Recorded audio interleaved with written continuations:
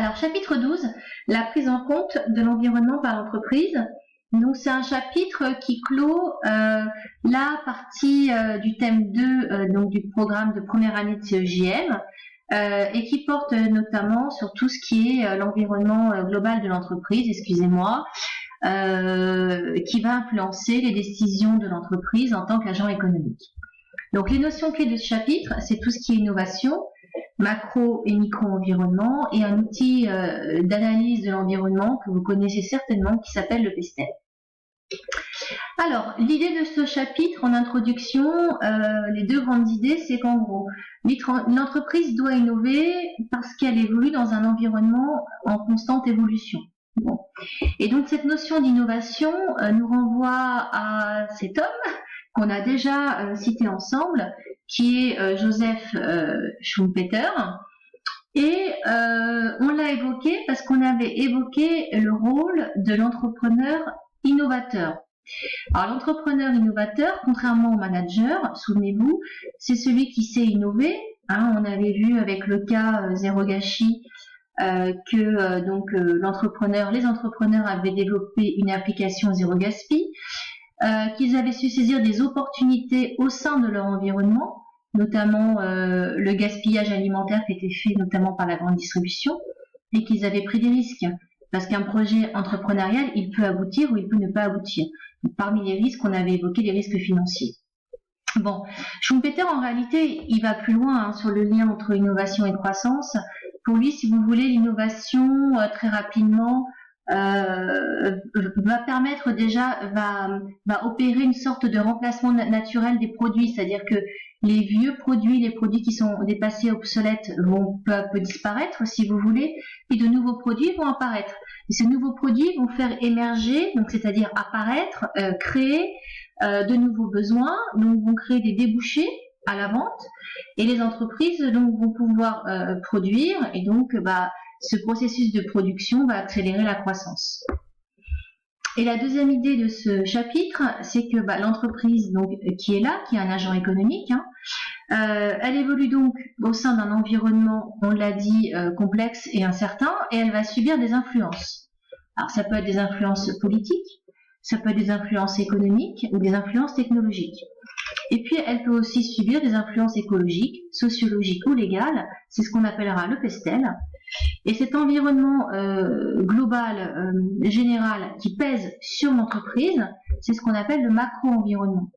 C'est-à-dire que l'environnement global ou le macro-environnement va influencer l'entreprise dans ses décisions, mais l'entreprise en tant que telle n'a pas d'influence sur cet environnement. Par contre, ce qui est sûr, c'est que l'entreprise est confrontée à un environnement de plus en plus complexe et incertain, et on a pu le voir avec la crise du Covid, difficile pour une entreprise de planifier, de prévoir un horizon, même à moyen terme, et voire même parfois à très court terme. Donc l'entreprise doit être entre guillemets agile, c'est-à-dire faire une veille, VEI2LE, une veille régulière sur son environnement pour pouvoir s'adapter. Alors on commence avec le grand 1. Donc première idée, donc l'innovation est au cœur de la compétitivité des entreprises. Alors, je vais quand même faire un petit rappel juridique, même s'il y a un chapitre dédié. La notion d'innovation, d'un point de vue juridique, je vais partir d'un exemple. Imaginons un ingénieur, et cet ingénieur, il invente, donc il a fait pendant des années de la recherche et développement, donc il a fait des tests, et puis il réussit à inventer un carburant non polluant. Donc, par exemple, un carburant qui n'émettrait pas de gaz à effet de serre. Donc, super pour le réchauffement climatique. Donc, il est très content de sa découverte. Et donc, comme il est très content, qu'il a passé du temps, qu'il a investi de l'argent, etc., il aimerait bien protéger son invention. Et donc, pour protéger son invention en France, on peut la déposer au sein de l'INPI. L'INPI, c'est l'Institut national de la propriété industrielle. Et on peut obtenir ce qu'on appelle un titre de propriété, qui va dire « Monsieur l'ingénieur X est l'heureux propriétaire de l'invention qui est protégée par le brevet qui a été déposé à telle date ». Alors, sauf que pour pouvoir protéger une invention, il faut que cette invention soit brevetable, Donc on a plusieurs critères.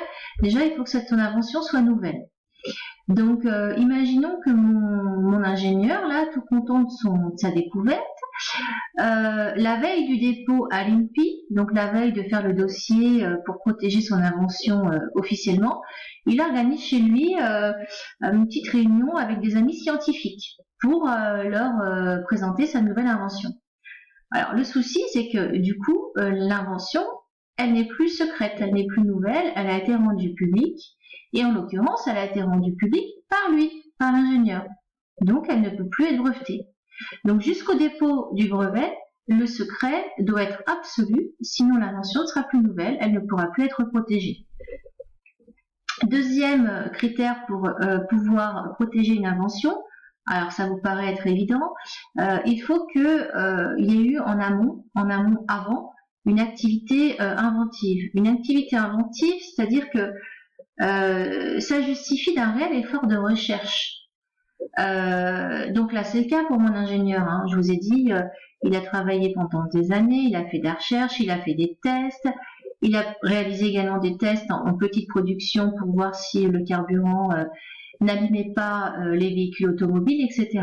Donc il y a vraiment une activité inventive. Il apporte, on va dire qu'il apporte un regard nouveau, un produit nouveau qui n'existait pas avant. Bon, maintenant si je prends un exemple grossier, vous ne pouvez pas déposer un brevet qui valide la création, la fabrication d'une eau tiède. Vous ne pouvez pas dire, je mélange un peu d'eau froide, un peu d'eau chaude, et puis ça me fait de l'eau tiède. Ça ne sera pas suffisamment inventif. On considérera que cette invention de l'eau tiède, elle considère de l'état des sciences actuelles pour l'homme, de la logique, du raisonnement entre guillemets naturel, mais qui n'aura pas nécessité une grosse activité inventive en amont. Et troisièmement, il faut que mon invention soit susceptible d'application industrielle. Alors, application industrielle, ça veut dire qu'elle doit pouvoir être fabriquée ou utilisée dans l'industrie. Alors là, c'est le cas. Hein. Ça peut être effectivement utilisé dans l'industrie, ça peut être produit en industrie, ça peut être réappliqué dans l'industrie automobile, etc. Donc du coup, effectivement, là, mon invention, elle est nouvelle, elle implique une activité inventive réelle et elle peut être fabriquée ou utilisée donc par l'industrie. Donc, elle peut être brevetée.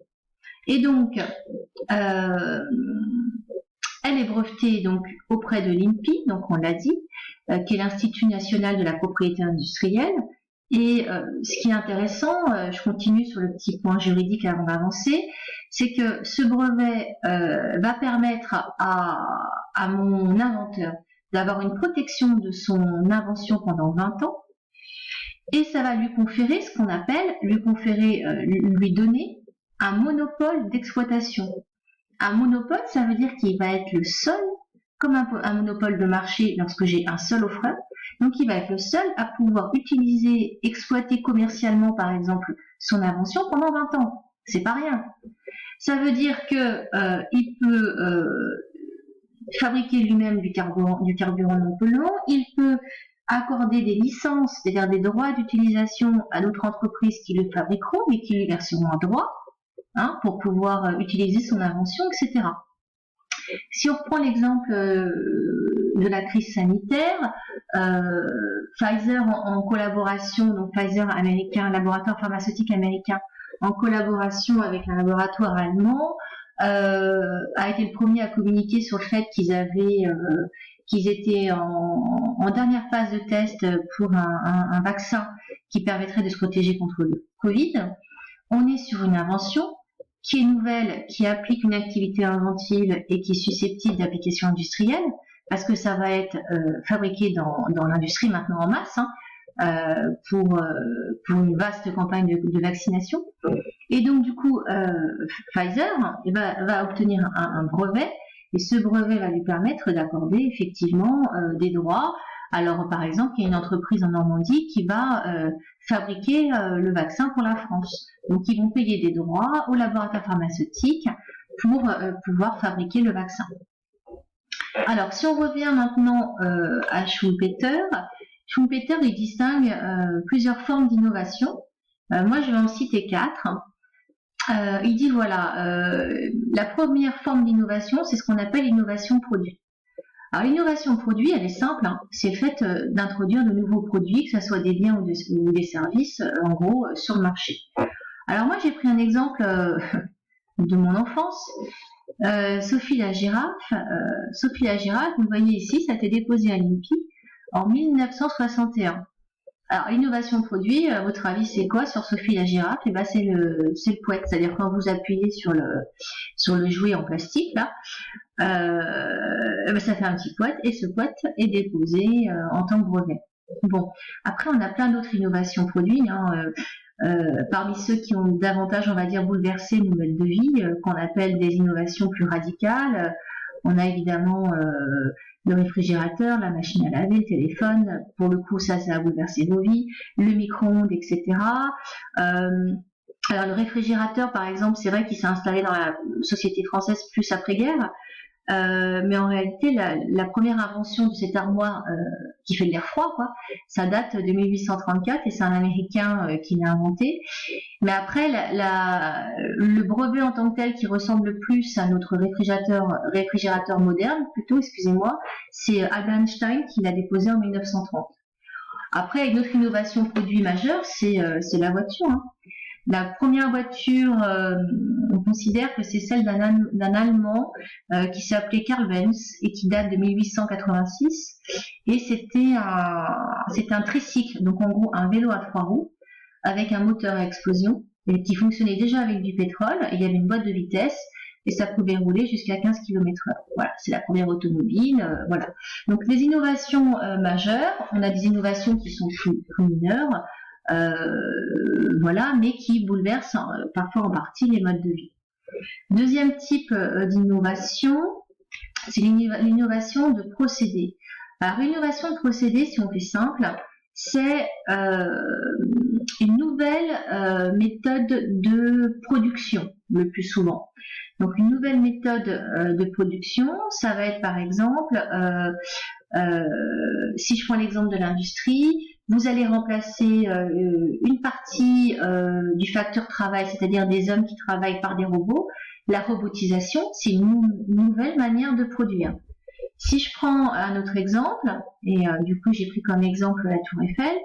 Donc la Tour Eiffel, vous vous souvenez, elle a été érigée par Gustave Eiffel pour l'exposition universelle en France, donc fin 19e.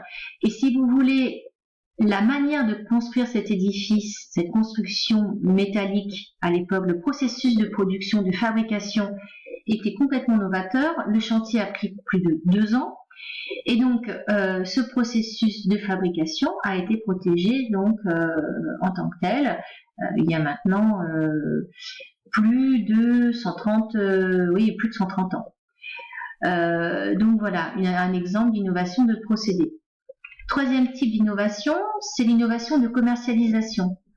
Celle-ci, elle est assez simple à comprendre. Si je fais simple, c'est une nouvelle méthode de vente.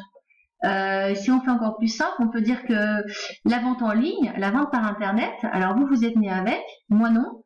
La vente en ligne, c'est relativement récent finalement. Ça s'est vraiment développé dans les années 2000 parce qu'effectivement, Internet, le développement d'Internet, c'est années 90. Hein.